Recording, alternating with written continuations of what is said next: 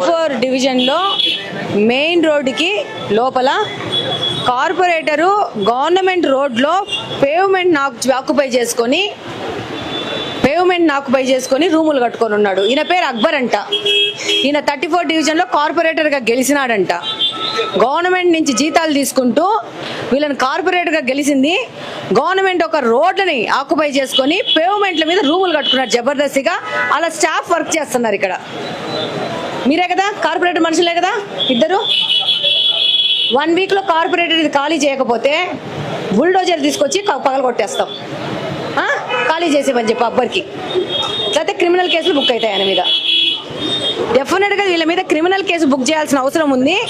Corporator హోదాలో ఇలా వచ్చి సమాజాన్ని మొత్తం తినేస్తున్నారు వీళ్ళు.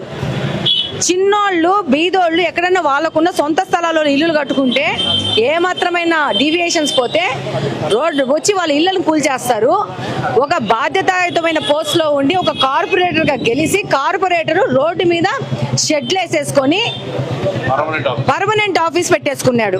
ఇది 5 ఏళ్ల నుంచి వైఎస్ఆర్సీపీ గవర్నమెంట్లో గెలిచిన కార్పొరేటర్ పరిస్థితి. ఈ పక్కన రోడ్లో సేమ్ కాలువ మీద మొత్తం కాలువ మీద ఇది కాలువ. ఒక నిమిషం రామ్మ. ఇట్లా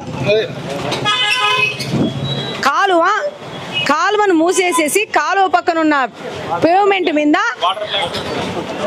వైఎస్ అవినాష్ రెడ్డి గారు జగన్మోహన్ రెడ్డి గారి నిధులతో ఆరో వాటర్ ప్లాంట్ పెట్టేసి ఈ జగ కూడా ఆక్యుపై చేసేసుకున్నారు.